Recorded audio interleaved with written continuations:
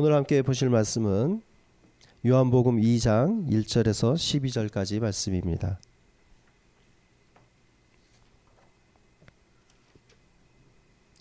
요한복음 2장 1절에서 12절까지 말씀입니다.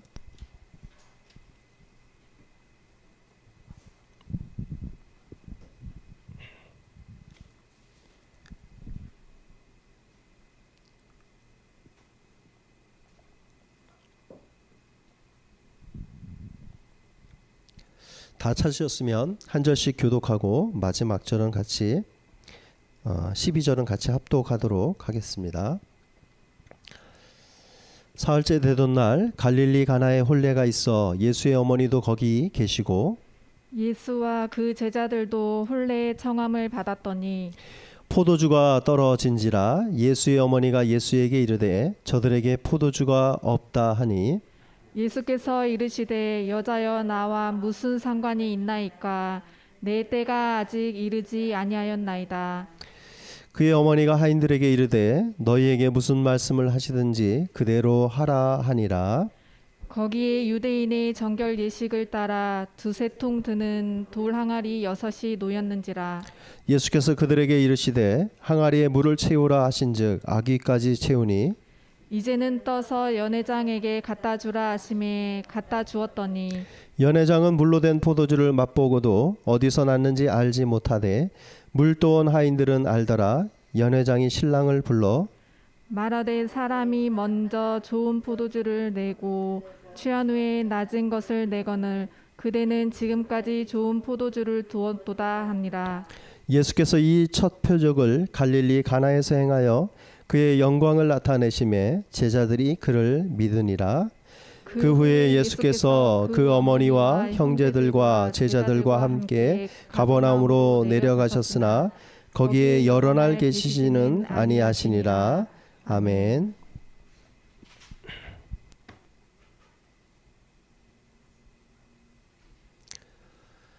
오늘 이제 본문 말씀은 예수님께서 공생의 사역 가운데 행하신 많은 기적과 표적들 가운데 첫 번째 표적에 해당되는 사건이기도 합니다.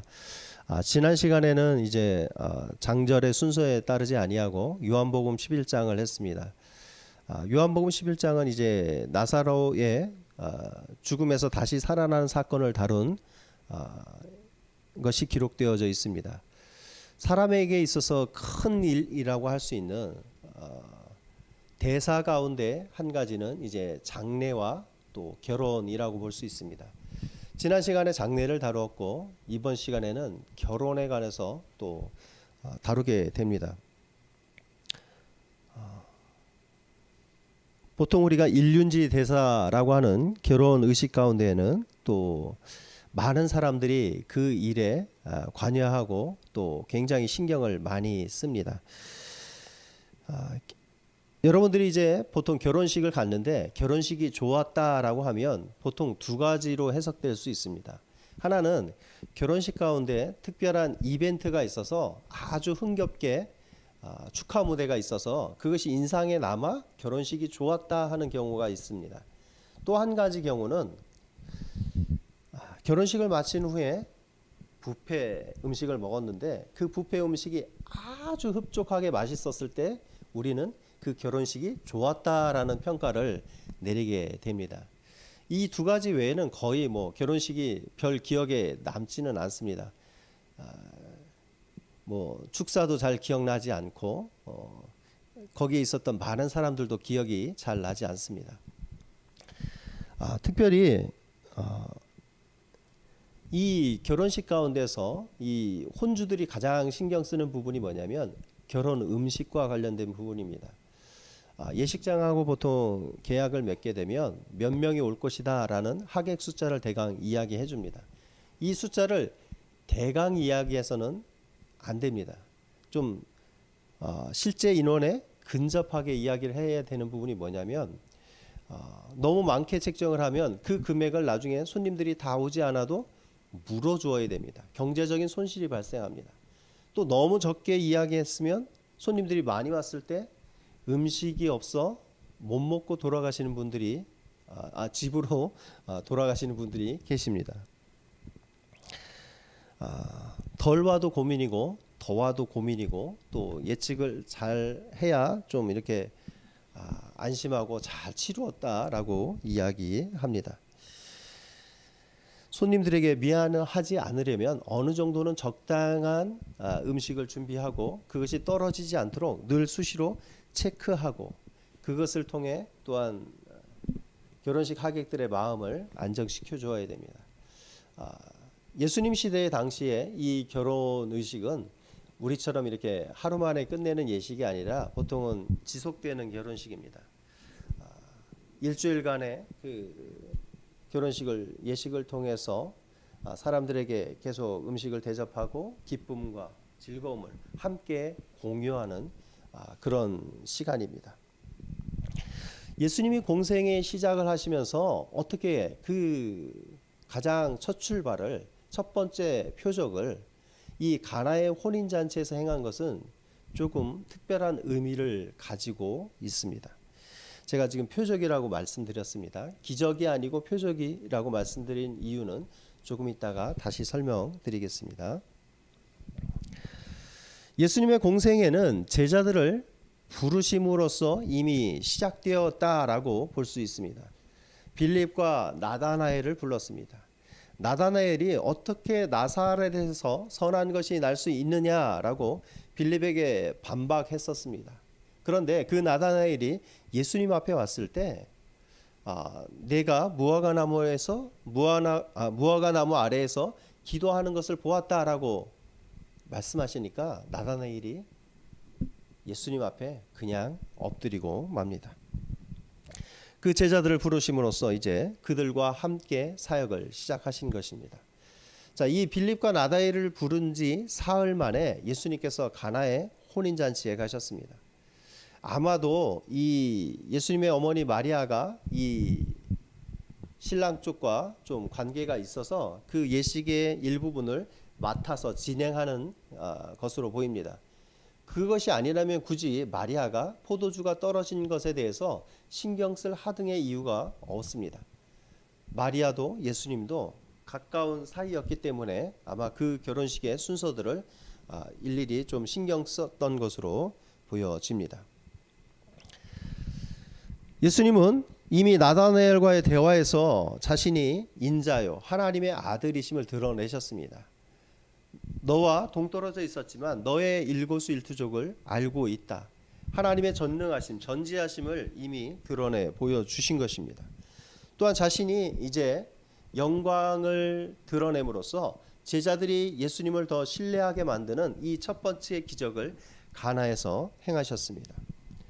이 첫 번째 표적이 생과 사를 가르는 요한복음 11장의 장례식에서 그 나사로를 살리신 예수님의 모습처럼 드라마틱하고 극적인 정말 사람들이 우아할 만한 큰 사건은 아니었지만 몇몇 사람들만 알고 있는 그런 사건일 수도 있지만 이 사건을 통해 예수님은 큰 표징을 보여주셨습니다. 보통은 우리가 기적과 권능이라고 할 때는 사람들이 할 수 없는 일을 행했을 때 그것을 우리가 기적이라고 합니다. 사람들 가운데에도 사람이 한 일이지만 정말 놀라울 때 다른 사람은 할 수 없는 어메이징한 그런 일들에 대해서 우리는 기적이다라고 이야기합니다. 하물며 하나님이 행하신 놀라운 일들을 우리는 기적 권능이라고 말씀드릴 수 있을 것입니다. 그런데 예수님이 행하신 이 일은 기적의 의미도 담고 있지만 그 안에 어떤 표징적인 상징적인 의미도 담고 있기 때문에 표적이라는 단어를 사용하고 있는 것입니다. 보통 우리가 공간복음과 사복음서를 이야기합니다. 공간복음에는 마태, 마가, 누가 같은 관점, 공관 같은 관점으로 기록되었기 때문에 공간복음이라고 하고 예수님에 관한 기록에 요한복음까지 포함해서 사복음서라고 표현합니다. 공간복음서에는 기적과 권능이라는 단어가 주로 등장하지만 요한은 그 예수님이 행하신 기적들을 단순히 기적의 차원에서 기록하지 않고 이것을 예수님이 무언가를 드러내주기 위한 표징을 갖고 있는 표적이라는 단어를 사용합니다. 그 하나하나의 사건이 어떤 의미들을 그 안에 담고 있다는 것입니다.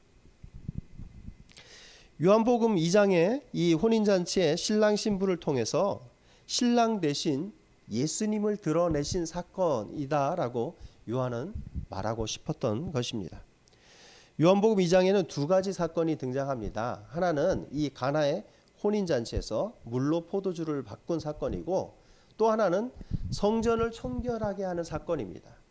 성전 청결 사건은 공관복음서에서는, 사복음서에 요한복음을 제외한 나머지에서는 예수님의 그 공생의 말기에, 마지막 때에 예수님이 붙잡혀 가시기 얼마 전에 행한 기적으로 행하신 일로 기록하고 있지만, 요한은 그 사건을 지금 가나 혼인잔치와 연결시킴으로써 어떤 의미를 더 부여해 주고 있다는 것입니다. 성전, 오늘날의 교회에 해당되는 성전을 깨끗게 하신 것과 오늘날의 교회가 깨끗하게 되는 전결을 생각해 볼 수 있습니다. 가나의 혼인잔치를 통해서 또한 우리 교회가, 신부된 교회가 신랑 되신 예수님과 하나 되는 그 잔치를 생각해 보게 합니다. 예수님께서 이제 공생의 처음에 혼인잔치를 통해서 물을 포도주로 바꾸시고 교회를 성전을 청결케 하신 그 사건이 공생의 처음에 초림의 예수님이 처음 행하신 일이라면, 나중에 예수님께서 다시 재림하셔서 하실 일들 중에 첫 번째 일이 교회를 깨끗하게 하고 그 교회를 예수님의 신부로서 맞아들이는 그 신랑 신부의 혼인잔치를, 어린 양의 혼인잔치를 나중에 행할 것이다 라는 것을 미리 보여주는 예표적 사건이라는 것입니다.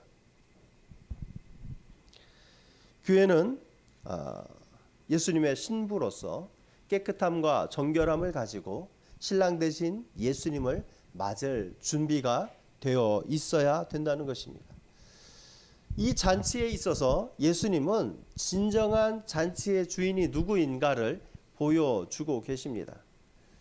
예수님은 그 안에서 물을 포도주로 바꾸는 그 일을 하셨는데, 연회장은 신랑에게 그 연유를 나중에 묻습니다. 대화는 연회장과 신랑의 대화이지만 물을 포도주로 바꾸신 예수님이 이 잔치에 있어서 신랑 되신 존재로, 이 잔치를 기쁨으로 흥을 돋우고 사람들에게 즐거움을 가져다주는 잔치의 주인공으로 묘사하고 있는 것입니다. 예수님께서 이 땅 가운데 오셔서 하신 많은 일들 가운데 하나는 뭐였냐면 먹고 마시는 일이었습니다.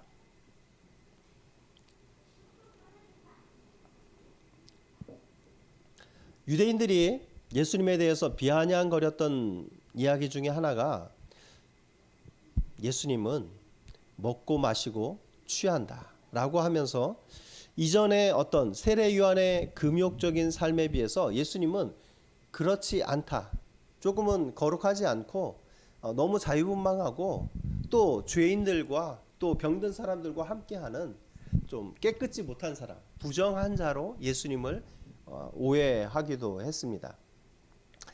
예수님이 하신 사역 중에 하나, 죄인들과 함께 먹고 마시고 또 그들과 함께 생활했던 그것이 예수님에게서는 굉장히 중요한 사역이었음을 보여줍니다. 예수님은 이 땅 가운데 우리에게 슬픔과 심판과 또 책망을 하기 위해서 오신 것이 아니라 우리를 자유케 하고 우리를 구원하기 위해, 우리에게 기쁨을 주기 위해, 우리를 잔치 가운데 초대하기 위해 이 땅 가운데 오셨음을 보여줍니다. 성경 안에 많은 예화들이 그것을 보여줍니다. 왕이 손님들을 초대하기 위해 사람들에게 초대장을 발부하고 부르고 거리로 나가서 초대하는 그 일들이 하나님 나라의 그 천국 잔치에 사람들을 초대하는 모습을 보여주고 있습니다. 예수님은 그 초대한 잔치의 주인공으로서, 신랑으로서 많은 사람들에게 기쁨을 주는 그 자리에 함께 할 것을 요청하고 있는 것입니다. 인자의 모습은 세례 요한의 모습과는 달랐지만 세례 요한은 특별한 사명을 받은 선지자입니다. 예수님을 준비하기 위해 광야에 외치는 자의 소리로 섰던 사람이 세례 요한입니다. 자신을 깨끗하게 하고 자신을 준비하며 또 하나님의 나라를 이루게 할 그 인자의 도래를 미리 외쳤던 사람이 세례 요한입니다. 그에게는 그런 삶이 필요했습니다. 그러나 예수님은 이제 인자로서 하나님 나라의 시작을 알리는 그 분으로서 사람들에게 잔치의 모습을 드러내 주고 계신 것입니다. 잔치 안에는 거룩함의 요소가 있습니다. 경건한 유대인들은 그 잔치를 하기 전에 결혼식을 앞두고 자신들의 죄를 하나님 앞에 고백하며 금식하는 모습을 가지기도 한다라고 합니다. 결혼식 안에는 단순한 즐거움만 있는 것이 아니라 경건함과 거룩함도 그 안에 들어 있습니다. 예수님은 그 잔치를 위해서 이 잔치의 실제적인 주인공은 아니셨지만 자신이 주인공으로서 그 잔치를 사람들의 어떤 비난을 받는 자리, 포도주가 떨어졌대, 준비성이 부족하대라는 그런 소리를 듣게 하신 것이 아니라 자칫 신랑이 망신당할 수도 있는 그 상황에서 심지어는 송사, 재판까지도 있었다라고 합니다. 잔치가 미흡하면 그런 일도 있었다고 하는데 그 신랑의 체면을 살려줄 수 있는 그 일을 행하심으로써 잔치가 슬픔의 자리가 아니라 계속적인 기쁨의 자리로 유지될 수 있게 하셨습니다. 거룩함과 즐거움이 공존하는 그 잔치의 주인공은 예수 그리스도, 신랑 되신 예수님이십니다. 혼인의 그 즐거움에는 많은 사람들이 함께 해야 합니다.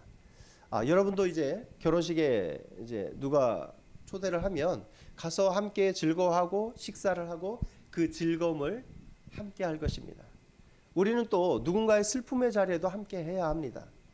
슬픔의 자리에 함께 하지 않는 것은 내가 그 사람과 친하지도 않을 뿐더러 그 사람의 슬픔을 공감하지 않는다라는 의미일 수도 있습니다.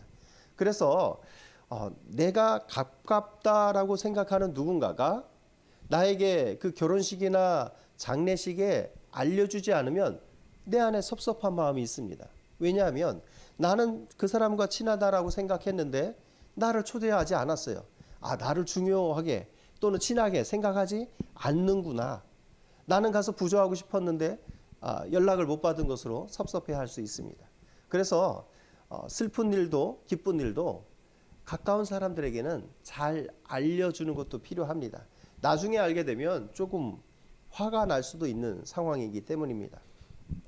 또 초대를 받았는데 가지 않는 것도 무례한 행동입니다. 상대방은 가깝다라고 해서 초대했는데 기쁨의 자리에 슬픔의 자리에 함께 해주십시오. 당신이 나에게 어떤 금전적인 도움을 주지 않더라도 내 슬픔의 자리에 기쁨의 자리에 함께 있는 것만으로 큰 기쁨입니다. 영광입니다 라고 하는 초대장을 보냈는데 상대방이 응하지 않으면 굉장히 기분 나쁠 수 있습니다. 유대인들에겐 특별히 이것이 더 큰 모습으로 다가갔습니다. 상대방과 함께 슬픔과 즐거움을 함께하는 것, 이것이 그들에게는 기본적인 예의고 기본적인 함께 형제를 나누는 방법이었습니다. 그래서 악인이어서 비참하게 죽은 사람이라도 그 사람이 평소에 결혼식에라도 또 장례식에라도 함께 했다면 그 사람의 모든 것이 잘못되었을지라도 그의 그 결혼식에 참여하고 장례식에 참여한 그의 손과 발은 구원을 받는다라는 우스갯소리도 있기도 합니다. 이제 마리아가 예수님에게 한 가지 상황을 전달합니다. 그 상황은 포도주가 떨어졌다라는 사실입니다. 이것을 보아 굉장히 가까운 사이고 또 그것을 미리 파악할 수 있었던 상황이기도 합니다. 자, 이 가운데 예수님은 아직 특별한 기적을 행하시지 않았는데 마리아는 예수님의 신성적인 부분, 신적인 부분을 알고 이렇게 예수님에게 이야기했을까요? 우리는 그렇게 판단하지는 말아야 될 것으로 보입니다.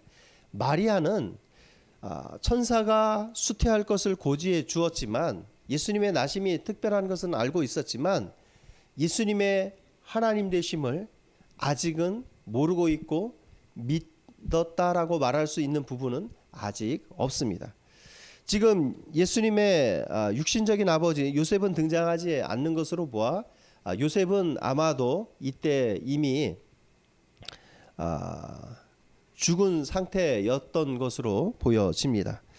예수님의 어머니와 마리아의 그런 특별한 관계 속에서도 마리아는 예수님의 신성을 몰랐을 것이다 라고 보는 것이 합당합니다. 예수님께서 기적을 베풀 것이다 라고 기대하면서 예수님을 재촉했다 라고 해석하면 안 된다라는 것입니다. 물론 로마 가톨릭에서는 마리아가 예수님의 그 어떤 행동을 이끌어내기 위해서 강력하게 요청한 것이다 라고 해석하기는 하지만 우리는 굳이 그렇게 해석할 필요까지는 없습니다. 그들은 마리아를 숭배하고 마리아를 높이기 때문에 마리아가 예수님의 그런 신적인 부분들을 알았을 것이다 라고 해석을 내리는 것으로 보여집니다. 그러나 우리는 그렇게까지 해석하면 안 됩니다. 단지 상황을 전달해 준 것이다. 그리고 예수님의 이 태도는 예수님의 어머니에 대해서 무례하다기보다는 뭐 여자여라는 호칭은 일반적인 이제 호칭으로서 불려졌다라고 보여지고 또한 그 뒤에 이제 때에 대한 부분을 이야기하는 것은 예수님의 때는 예수님의 자신이 십자가에서 죽는 그 때를 마지막으로 완성하는 예수님의 공생의 사역을 완성하는 때로 말씀하시는 것으로 보아서 예수님은 그 때가 아직은 이르지 않았다. 아직은 이제 시작 단계다라는 것을 말씀하시는 것으로 보여집니다. 예수님은 지금 공생의 시작에서 이미 예수님의 먼 미래를 바라보면서 이 사역을 시작하고 계신 것입니다. 예수님은 최종적인 잔치, 어린 양의 혼인잔치를 바라보실 뿐만 아니라 예수님의 사역의 마지막 때, 그 십자가에서의 죽음의 때를 바라보고 계신 것입니다. 축제의 기쁨을 누리기 위해서는 누군가가 헌신이 필요합니다. 누군가가 포도주를 마시기 위해서는 포도주를 준비하는 손길이 필요합니다. 우리가 구원의 기쁨을 맛보기 위해서는 구원의 기쁨을 누리기 위한 그 대가, 우리의 죄가 치러지는 그 대가를 누군가가 치러야 된다는 것입니다. 예수님은 그것을 치르기 위해 이 땅에 오셨고 그 치르는 때를 먼 미래로 내다보시면서 이 잔치 가운데 그런 좀 상징적인 의미를 부여하며 말씀하신 것입니다. 자신의 죽음의 때가 이르지 않았지만 내가 그 때를 위해서 이제 사역을 시작하려 한다라는 막 시작하려는 그 스타트를 내비쳐 보이신 것입니다. 자신이 죽어야만, 자신이 대가를 치러야만 모든 사람이 죄의 그 무거운 짐과 죄로 인한 수치와 사망으로부터 자유하고 안전하게 되고 벗어나게 될 것을 예수님은 이제 사역의 모든 것들을 보여주고 계신 것입니다. 내 백성이 이제 그 잔치 가운데서 축배의 잔을 드는 것처럼 그 잔을 마시려면 누군가가 고난과 죽음의 잔을 마셔야 된다. 내가 그 고난과 죽음의 잔을 마시러 이 땅 가운데 온 것이다라는 것입니다. 예수님은 이제 나중에 이제 예수님의 제자들과 함께 성만찬 가운데에도 자신이 마시는 잔에 대해서 말씀해 주십니다. 제자들은 그 잔을 마시고자 하지만 예수님의 마시는 그 잔은 누구도 대신할 수 없는 잔입니다. 예수님이 감당하실 수 있는, 예수님만이 하실 수 있는 그 잔은 죽음과 고난의 잔이고 또한 우리를 위한 기쁨을 위해서 또한 감당하는 또 고난의 잔입니다. 자, 예수님께서는 항아리에 물을 가득 채우라라고 말씀하셨어요. 이 항아리에 가득 채운 물은 어떤 용도로 사용되어지는 물이냐면 정결 예식을 위한 물입니다. 유대인들은 정결 예식을 굉장히 중요하게 여깁니다. 자신들의 손과 발을 깨끗이 씻고 잔과 그릇을 깨끗하게 씻습니다. 더러움으로부터 오염된 것으로부터 자신들을 구별하고 거룩함 가운데 이르는 것이 유대인들의 가장 필수적인 덕목입니다. 하나님 앞에서 살아가려면 그 모든 더러움을 제거해야 됩니다. 깨끗함 안에 살아야 됩니다. 그런데 그것을 위해 쓰이는 물이 이 정결 예식의 물입니다. 예수님이 준비하라고 한 이 정결 예식의 물, 항아리에 가득 채운 이 물을 예수님께서 갖다 떠다 주라라고 말씀하셨습니다. 하인들은 물론 알고 있습니다. 마리아의 지시를 따라 예수님이 하라는 대로 하고 있지만 이 물이 어떤 물인지 알고 있습니다. 손과 발을 씻은 물은 아닙니다. 깨끗한 물입니다. 그런데 깨끗한 물을 가져다 주는 것이 포도주로 변화될 것을 이들은 알지 못합니다. 그냥 순종하고만 있습니다. 이 항아리의 물과 또 그 물이 바뀐 포도주가 의미하는 것들이 있습니다. 이 항아리의 정결 예식의 물은 유대인들의 의식과 규례를 의미해 줍니다. 의식과 규례가 포도주로 변화되었습니다. 포도주는 그리스도 예수 안에서의 진리 안의 자유를 의미합니다. 전에는 의식에 눌렸고 또 짐승이 희생되어야만 우리의 모든 죄가 사하여졌지만 이제는 예수 그리스도를 통해 우리가 그를 믿음으로 어떤 짐승이 희생되지 않고도 우리가 자유함을 누리고 구원을 누릴 수 있는 그 감격의 새 시대를 이 포도주가 의미한다는 것입니다. 이 항아리의 물은 유대교를 말하고 있다면 이 포도주는 기독교를 의미해 줍니다. 기존의 유대교를 기독교가 대체할 것, 새로운 진리가 기존의 모든 율법 규례 의식들을 대체할 것을 보여주고 있습니다. 기독교가 유대교보다 또한 더 하나님 앞에 온전한 구원의 길을 열어줄 것을 보여주고 있는 것입니다. 사람들은 또 연회장은 그것이 이전에 먹었던 포도주보다 떨어지기 전에 그 먹었던 포도주의 맛과 비교해 봤을 때 물이 변한 그 포도주가 더 맛있다라는 것을 발견하게 됩니다.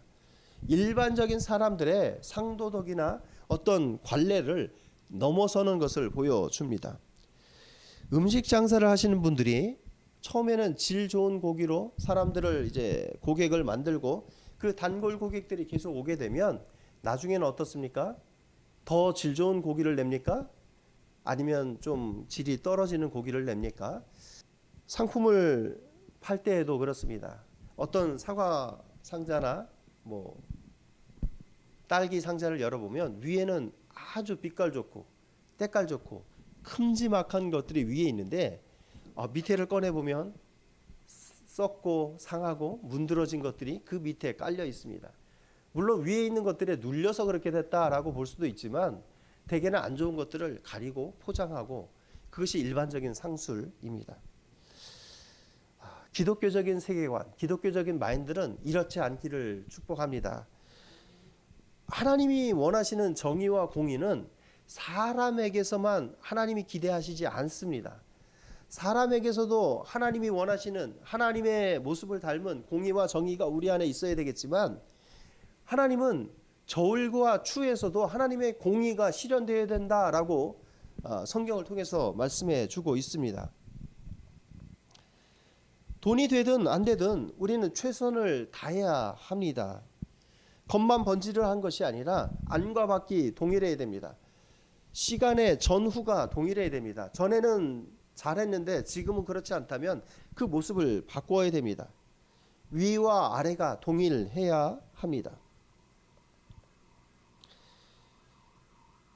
우리의 모습이 하나님 앞에서나 사람 앞에서나 언제나 동일한 모습으로 하나님의 정의가 우리 안에 흐르기를 축복합니다. 지금 포도주 때문에 이 잔치는 좀 망가질 만한 상황이었습니다. 슬플 만한 상황이었습니다. 우울할 만한 상황이었습니다. 그런데 이 잔치의 주인 되신 예수 그리스도께서 이 잔치 속에 신랑은 아니지만 이 잔치의 주인공으로서 슬픔의 상황을 기쁨으로 바꾸어 주고 계신 것입니다. 슬픔 대신 희락을 허락하셨습니다.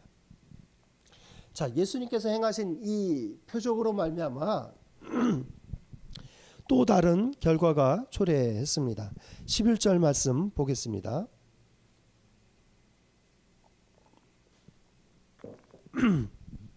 같이 읽어보겠습니다.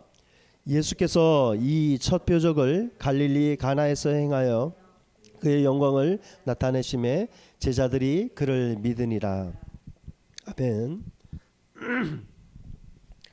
보통 이 땅 가운데 마술사들, 마법사들이 하는 일들이 있습니다. 그것은 뭐냐면 어떤 기적과도 같은 일들을 흉내내는 것입니다.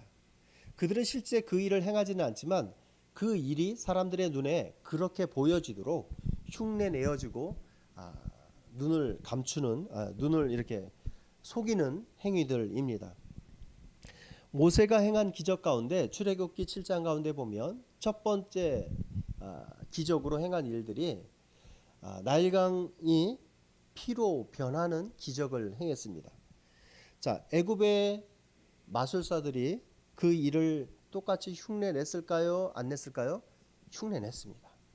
마법사들, 마술사들이 행하는 일들은, 요술사들이 행하는 일들은 그 기적과 같은 일들을 흉내내는 것입니다. 그런데 흉내냄으로써 어떤 좋은 결과, 기쁨이 그 안에 있었습니까? 없었습니다. 악취가 내고 또한 그 물을 마실 수 없는 상태가 되었습니다. 고기들이 죽었습니다. 슬픔과 저주가 그 안에 있습니다. 그런데 예수님의 표적은, 예수님의 기적은 그 안에 뭐가 있냐면 기쁨을 동반합니다. 잔치가 기쁨으로 충만합니다. 흥으로 충만합니다. 그 모든 사람들이 잔치의 기쁨 속에 즐거움을 나누고 있습니다. 예수님이 하신 이 기적에 대해서 어떤 사람들은 예수님이 가져온 포도주에 물을 조금 타서 내놓았다라고 이렇게 희석시켜서 내놓은 것인데 맛있었다라고 좀 해석을 그렇게 행하는 사람들도 있습니다. 자, 우리가 생각해 볼 것은 하나님이 이 땅 가운데 내리시는 비를 통해서 포도가 나중에 어떻게 됩니까? 그 비를 맞고 포도가 되고 그것을 만들어서 즙을 내서 포도즙이나 포도주를 만듭니다. 하나님께서는 비만을 내리셨는데 과일들이 달게 되고 맛있게 되고 우리에게 유익이 되는 음식으로 바뀌었습니다. 하나님이 하시는 일들입니다. 지금 예수님께서 물을 포도주로 바꾼 사건은 단순하게 말하면 하나님이 비를 내리셔서 숙성 기간을 통해 맛있는 것으로 변화되어지는 그것처럼 예수님께서 그 일을 하신 것입니다. 단지 기간이 단축된 것이라고 보면 됩니다. 우리는 사람들도 그런 것들을 행하는 것을 봅니다. 사람들이 행하는 일들 중에 이제 떫은 감이나 바나나를 빨리 익히기 위해서 카바이트라는 것을 사용합니다. 카바이트를 이제 물에 넣으면 이제 그것을 통해서 좀 숙성시키는 그 단계가 좀 빨라지는 것을 보게 됩니다. 사람들도 어떤 기간을 단축시킬 수 있습니다. 그런데 사람을 만드신 하나님께서 그 기간을 어떻게 단축시킬 수 있는지 우리는 생각을 잘 안 합니다. 오히려 믿으려고 하지도 않습니다. 하나님이 단축시킬 수 있는 그 시간을 단축시키는 그 부분에 있어서 영원의 주인이신 하나님께서 그것을 단축시키는 것에 대해서 믿지 않으려는 사람들이 많다는 것입니다. 오히려 합리적으로 해석하려고 하고 그것을 자신들의 생각에 끼워 맞추려고 합니다. 하나님의 생각은 사람의 생각을 뛰어넘으십니다. 우리도 할 수 있는 많은 일들을 하나님은 하실 수 없다라고 생각하는 건 이것은 굉장한 오만이요 편견입니다. 제자들을 위한 이 기적은 이 시점 가운데서 제자들은 공생의 시작이기 때문에 아직 예수님의 죽으심과 부활을 내다보지는 못합니다. 그러나 제자들은 예수님의 능력을 알게 됨으로써 예수님을 믿고 따르고 신뢰하게 되었습니다. 메이어라는 사람은 이렇게 말했습니다. 물리적으로 이해할 수 없다는 것이 절대적으로 불가능하다라는 것은 아니다라는 것입니다. 우리의 생각에는 물이 포도주로 바뀌는 그런 화학적 변화는 우리의 생각으로는 이해될 수 없는 부분이지만 하나님에게는 충분히 가능한 사건이다라는 것입니다. 하나님은 그 일 외에도 또 다른 많은 일들을 통해 우리의 생각을 뒤집어 엎으시며 하나님이 하실 수 있는 일들을 통해서 또 예수님의 신성을 드러내 주셨습니다. 예수님은 우리에게 스스로 구원을 얻을 수 있는 방법을 알려주기에 오신 것이 아니라 자신이 우리를 구원해 주시기 위해 이 땅 가운데 오셨습니다. 예수님은 답을 주러 오신 것이 아니라 예수님 자신이 답이다라는 것을 보여주십니다. 우리가 누군가에게 빵 기술을 알려줄 수 있습니다. 예수님은 사람들에게 빵 기술을 알려주셔서 많은 빵을 만들게 해주신 것이 아니라 자신이 빵으로서 생명의 떡으로서 사람들에게 영적 양식을 공급해주고 우리를 살게 해주시기 위해 이 땅에 오신 분이십니다. 자신을 희생하심으로써 많은 사람들에게 구원을 가져다 주시고 살 수 있는 길을, 예수님을 통해 살 수 있는 길을 보여주신 것입니다. 우리에게 값을 치르라, 너희가 너희 스스로의 죄에 대해서 값을 치르라라고 말씀하시지 않고 그 값을 치르러 이 땅 가운데 오신 분이 예수님이시라는 것입니다. 우리는 가끔 이런 이야기들을 듣습니다. 어떤 사형수가 가족들을 만나기 위해서 나가기를 원했는데 나갈 수 있는 길이 없습니다. 그래서 그 친구가 그 사람을 위해서 대신 감옥에 있기로 합니다. 그리고 그 사람이 돌아오지 않으면 그 사람을 대신해서 이 감옥에 있는 사람이, 친구가 죽어야만 된다라는 이야기가 있습니다. 그 친구가 돌아오지 않으면 죽을 수도 있는데 그 친구를 위해 감옥에 대신 있는 그 친구의 이야기를 들으면서 우리는 가슴 뭉클해합니다. 그런데 우리 인간들이 예수 그리스도께서 우리의 죄악을 위해서 이 땅 가운데 죽으러 오셨다라는 이야기를, 대신 죽으러 오셨다라는 그 이야기를 들으면서 우리의 가슴이 뭉클해지지 않는다면 우리는 나쁜 인간들입니다. 감동을 할 수 없는 인간들이고 우리의 마음이 완악한 것임을 드러내는 것입니다. 예수님께서 죽으러 오신 그 사건을 사람들은 폄훼하고 낮게 보려 하고 낮게 평가하려 합니다. 결코 그렇지 않습니다. 우리는 사랑하는 사람들을 위해서도 쉽게 죽을 수 없다라는 것을 우리는 분명히 압니다.